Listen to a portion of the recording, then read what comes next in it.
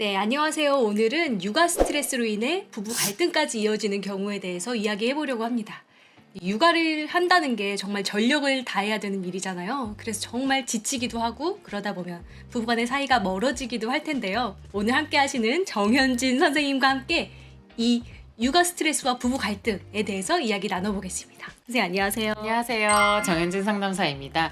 저는 지금 트루스트에서 1대1 상담으로 여러분들 만나고 있고요. 주로 우울, 불안을 포함해서 대인관계 등 여러 문제를 다루고 있는데 그런 문제를 좀 해결하기 위해서 자기 돌봄이라든지 자신과의 관계라든지 이런 주제들을 통해서 상담을 진행하고 있습니다. 선생님 잠깐 들어보니까 네. 원래는 학부 때 홍보 광고 전공하셨다고 들었어요. 아, 네, 맞아요. 상담학 전공을 이제 나중에 복수 전공으로 같이 이수를 했고요. 진로 고민하던 시기에 홍보 광고가 재밌긴 하지만 제가 잘할 수 있는 일은 아닌 것 같아서 고민을 하다가 친구들이 고민 상담 잘해준다는 말 믿고 공부를 시작했는데 그 고민 상담과 실제 전문 상담은 꽤 차이가 크다는 걸 알았을 그쵸, 땐 이미 그쵸. 탈출이 늦어서 상담을 아직까지 하고 있습니다. 네.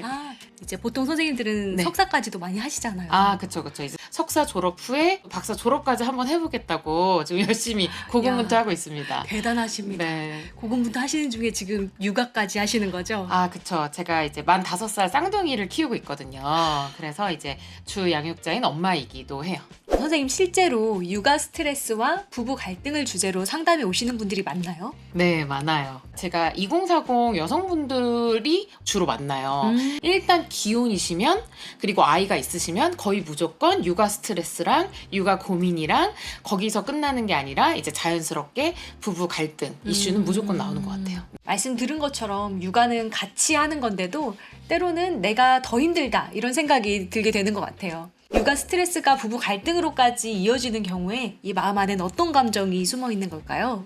일단 육아 스트레스가 그 스트레스에서 끝나지 않고 갈등으로 번지는 이유는 출산, 임신 이런 것들이 여성분들에게는 신체적으로나 심리적으로나 굉장히 큰 변화잖아요. 그러니까 상당히 이제 호르몬적으로도 그렇고 불안정한 상태가 되고 스트레스나 부담감이 커지는 때인데 사실 부부가 밀접한 관계다 보니까 이게 엄마가 신체적으로 주로 겪는 변화들을 남편이 영향을 안 받을 수가 없고 또 이제 남편도 아빠라는 정체성을 새로 가지게 되면서 느끼는 그런 중압감들이 있을 수밖에 없잖아요. 그러다 보니까 두 사람 다 어떻게 보면 스트레스 상태가 되는 거죠. 특히 부부라는 가까운 관계에서는 더 그런 것들이 서로에게 튀기가 쉬운 상태가 되면서 그것들이 이제 갈등으로 이어지기가 쉬운 것 같아요.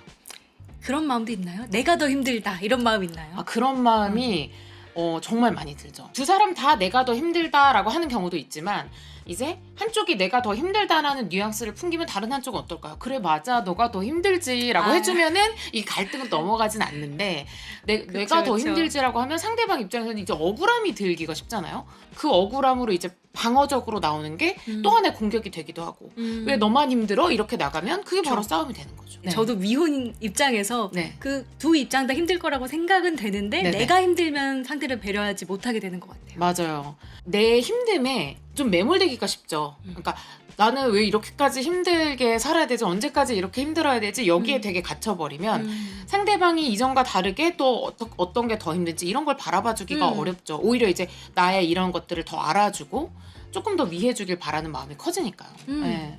저도 공감이 되는 게 또 일이 몰릴 때 아, 그쵸. 괜히 좀 더 세게 말하고 저 스스로 되게 네. 반성하고 놀란 적 아. 이런 적들이 좀 있었던 것 같아요. 말씀드렸듯이 누구나 스트레스 상황에 처하면 그런 뾰족함들이 나오기 마련이잖아요. 근데 사실 육아는 마라톤에 비유할 정도로 이렇게 장기 미션이잖아요. 그러니까 이게 뭐 회사의 어떤 프로젝트처럼 뭐 하루 이틀이나라든지 한두 달에 끝나는 그런 단기성 일이 아니기 때문에 이게 아예 모드 자체가 스트레스 상태가 기본값에 놓이면서 절전 모드로 살아가기가 쉬운 거예요. 비유하자면. 그러면은 에너지가 최대한 이제 없고 아끼는 와중에 살아가면서 그런 여유가 있었을 때 나올 만한 배려라든지 친절함을 나에게나 상대에게 기대하기가 어려워지는 거죠.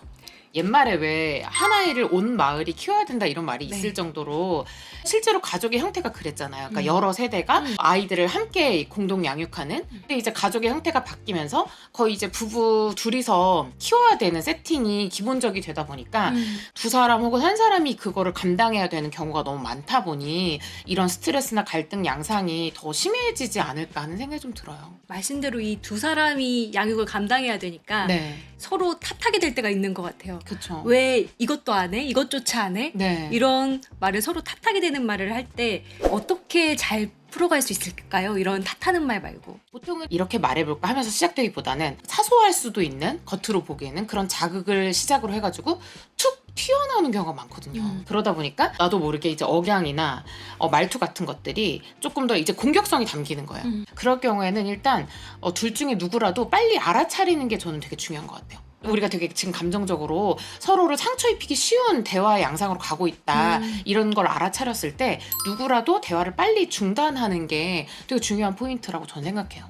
근데 또 대화를 끊어버리면 네. 상대가 좀 날 무시한다, 이 대화를 이어가고 싶지 않다 이렇게 생각하진 않을까요? 다짜고짜 그냥 말을 안 해버린다거나 아 이제 그만해 이런 식으로 대화를 끊어버리면 그것 또한 하나의 메시지가 돼서 공격적으로 받아들일 수가 있죠. 이제 심리학자이자 커플 부부관계 전문가이신 존 가트만 박사는 그런 비난과 방어 이게 하나의 패턴이거든요. 한쪽이 비난하면 한쪽이 방어하면서 또 받아치고 이게 하나의 패턴이라서 일단 이게 시작이 되면은 끊는 게 되게 중요하다고 하는데 말씀하신 것처럼 이 끊는 것도 하나의 또 터지는 구실이 되지 않으려면 미리 약속을 해두는 게 가장 좋아요. 어떤 약속이냐면 우리가 저번에도 이렇게 시작을 했잖아. 이런 말로 시작을 했잖아. 그렇게 감정이 상하기 시작할 때 둘 중에 누구라도 한 명이 먼저 우리 잠깐 대화 쉬었다 하자. 멘트를 정하는 거죠. 그러니까 이게 외국에서는 타임아웃 기법이라서 뭐 타임아웃 이렇게 얘기하는데 우리나라에서 타임아웃이라고 얘기하는 건 조금 어색해지잖아요. 멈춰. 예, 그쵸. 멈춰도 좋고요. 그러니까 어떤 둘만의 그런 사인 멘트를 정한 다음에 그거를 누구라도 먼저 이렇게 딱 제시했을 경우에 나머지 사람은 뭔가 더 말하고 싶을 수 있지만 군말 없이 일단 오케이 무조건 받아들인다. 요거를 룰로 정하는 거예요.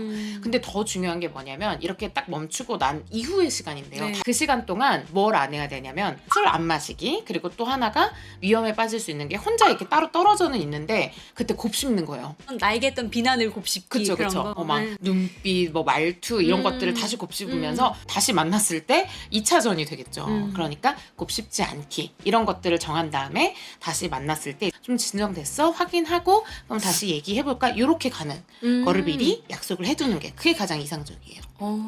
그러면 그 안에 내가 곱씹어 봐야 할 건 없을까요? 일단 대화라고 하기보단 싸움이 이제 끝나고 나서 사실 다시 생각하기가 싫긴 하지만 그래도 되풀이하지 않기 위해서 그거 있죠. 시험 보고 나서 오답 노트 보듯이 다시 우리의 이제 오답이었던 싸움을 혼자 복기하면서 조금 더 정답에 가까운 대화가 되려면 어떻게 해볼 수 있을까를 좀 복기하려고 그런 연습을 많이 했어요. 어떤 지점들을 우리가 복귀해보면 좋을까요? 일단 객관적으로 그 상황을 다시 떠올려 보는 거예요. 그러니까 내 감정적인 거 말고 지금 카메라가 우리 찍고 있듯이 네. CCTV가 우리를 찍었다면은 뭐 어떤 말들이 우리가 오갔는지 제3자의 시선으로 바라봐보고 그리고 나서 나는 그 남편의 말을 내가 어떻게 받아들였는지 어떻게 해석했는지도 좀 떠올려보고 그리고 상대의 마음은 어떤 마음에서 어떤 상태에서 이런 게 나왔을지도 한번 그러니까 역지사지인 거죠. 그러면 나는 다시 이 대화를 할 수 있는 기회가 주어지면 뭐라고 말해볼까 그런 항목들로 한번 만들어서 정리해 본 적이 있어요. 그게 실제로 도움이 좀 되셨나요? 다음 싸움에서? 바로 정답으로 사실 넘어가긴 어렵지만 이게 사람이다 보니까 근데 확실히 많이 나아졌어요. 그러니까 표현 같은 것들이 훨씬 덜 공격적으로 되고 요령이 많이 생기는 거죠. 이게 마음뿐만이 아니라 생각, 네. 어떤 감각, 감정 이런 걸 모든 걸 다 되돌이켜 보는 거네요. 네네 맞아요. 이걸 혼자서 해내는 게 쉽지는 않을 것 같아요. 쉽지 않아요. 상담사인 저도 쉽지 않아가지고 연습 중인데 네. 마음 돌봄을 포함한 자기 돌봄은 사실 우리 모두에게 중요한 거긴 하지만 특히 이제 신생아를 비롯한 영유아기 아이들을 키우는 시기에 부모님들한테는 굉장히 필요한 부분이기도 해요. 왜냐면 그 시기가 제약이 많기 때문에 자기 돌봄이 필요하다는 걸 머리로는 알아도 상당히 하기가 어렵거든요. 실제로 이렇게 나를 돌아보는 시간이 여력적으로 없다. 그쵸. 자기 돌봄이라고 표현되는 나를 위한 시간, 나를 케어하는 것들이 사치처럼 느껴지는 시기라고 전 생각해요. 그럼에도 제가 항상 권유드릴 수밖에 없는 건 그런 자기 돌봄이 있어야 아이와의 관계 그리고 배우자와의 관계에 있어서 필요한 에너지를 확보할 수 있기 때문에 너무 중요한 부분이라고 생각됩니다. 그럼 선생님께서 이 자기 돌봄을 할 수 있는 현실적인 방법 하나만 알려주신다면요? 네네. 저는 이제 여러 방법들 중에서도 한 가지 대표적인 걸 추천드리는 게 뭐냐면 지금 여기에 있는 너는 어때? 이렇게 물어봐주는 질문을 건네는 건데요. 질문을 던져보시라고 하면은 그 현장에서 했을 때 되게 많이들 우세요. 왜냐면 이렇게 살펴주는 질문이나 마음을 느낀 지가 좀 오래되었을수록 눈물이 많이 나시거든요. 눈물 나는 마음도 알아주면서 헤아려 줄 때 관계에 쓸 수 있는 에너지가 생기면서 그 에너지로 이제 갈등에 있어서 내가 어떤 시도를 해볼 수 있을까? 상대가 내 뜻대로 바로 바뀌진 않겠지만 나는 달라질 수 있잖아요. 그래서 나에 대한 새로운 시도를 생각해 볼 수 있는 에너지가 그렇게 이제 확보되는 거죠. 둘 다 육아와 아니면 본인의 업무에만 집중하다 보면 이제 서로의 관계가 예전 같지 않다고 느낄 때는 맞아요. 그럼 어떻게 관계를 이어갈 수 있는 노력을 하면 좋을까요? 제가 가장 이제 많이 권유드리는 거는 이제 부부간의 스몰 토크를 되살리는 그런 방법을 좀 권유드리고 있어요. 부부가 부모로 넘어가면 서로 부모 정체성으로만 얘기를 하고 어느새 남편 아내 이런 부부 정체성으로의 대화가 거의 없는 거예요. 그러니까 제가 되살렸으면 하는 스몰톡은 상대적으로 이제 부부로서의 대화 있잖아요. 사실 연인일 때는 막 이렇게 카톡 그냥 수시로 막 잘 일상에서 잤어? 잘 잤는지 오늘 뭐 먹었는지 이런 거 하잖아요. 그러니까 그런 거를 이제 되살리면서 조금 이렇게 불씨를 당기는 거죠. 밥 먹었어? 잘 잤어? 이렇게 연인 간에 할 수 있는 내용이 부부 사이로 넘어가면은 좀 잘 안 될 수도 있다는 거를 지금 또 한 번 더 깨닫게 됐고 이게 또 생각해보니까 바쁠 때는 좀 건너뛰어도 된다 이런 식으로 생각했던 것 같기도 해요. 바쁠 때는 진짜 말 그대로 건너뛰어도 되지만 이게 이제 너무 익숙해져가지고 그런 대화 자체가 너무 없는 게 자연스러워지는 게 더 문제라고 저는 생각을 하고요. 매번 스몰톡에서 끝나는 것도 의미가 있지만 어떨 때는 이 스몰톡이 이제 정말 두 사람 사이에 되어야 하는 그런 깊은 대화들이 있잖아요. 상대적으로 더 무거운 얘기들도 있고 그런 거에 대한 이제 작은 징검다리가 될 수 있는 그런 얘기를 하다가 자연스럽게 넘어갈 수도 있고 이제 이런 것마저 없으면은 얘기를 해야 될 때도 어긋남을 경험하기가 쉬운 거죠. 네. 근데 막상 꺼내보려니까 네네. 되게 어려운 것 같아요. 저 몇 개 예시를 주시면 안 될까요? 네네. 일단은 제 얘기를 그냥 자연스럽게 하기도 하는 것 같아요. 그러니까 오늘 있었던 일이라든지. 근데 스몰톡에 되게 중요한 점은 뭐냐면요. 내가 일상에서 있었던 일을 얘기할 때 기대치가 높지 않은 가벼운 이야기를 하는 게 중요해요. 내가 만약 오늘 일상에서 너무 속상한 일을 얘기해요. 그러면은 상대방 입장에서 이게 스몰톡이 아니라 되게 공감이랑 위로와 뭔가 많이 해줘야 될 것 같은 그런 부담감을 느끼기 때문에 이게 가벼운 대화가 아니라 나도 건넸다가 아니 근데 왜 이렇게 반응이 없냐 이런 또 하나의 싸움이 될 수 있기 때문에 상대적으로 일단 적어도 시작만큼은 좀 가벼운 거. 또 이제 상대방도 뭐 있었던 일 중에서 재밌었던 일이 나올 수도 있고 하다못해 뭐 유튜브 재밌는 거 본 거. 저는 이런 건 얘기도 많이 해요. 이게 참 육아 부부관계 모두 사랑으로 시작했지만 인내가 많이 필요한 일인 것 같습니다. 마지막으로 이 영상을 보고 계신 이 육아중인 부모님들께 한마디 해주신다면 어떤 걸 해주실 수 있을까요?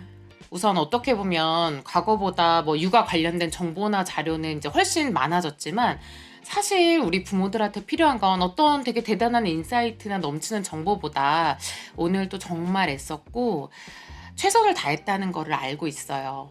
그리고 누구도 완벽할 수 없는 부모의 길에 들어선 것 자체가 그리고 거기서 버티면서 걸어가고 있는 것 자체가 정말 대단한 겁니다 라는 이런 인정과 위로의 말 그런 말씀을 좀 드리고 싶어요. 그리고 스스로를 살피고 돌볼 수 있는 시간 그런 물질적 틈에 있어서 어떤 일정 비중으로 항상 두셨으면 좋겠다는 말씀을 드리고 싶고 저도 이제 한 명의 전문가로서 그런 틈을 위해서 같이 애쓰고 싶습니다.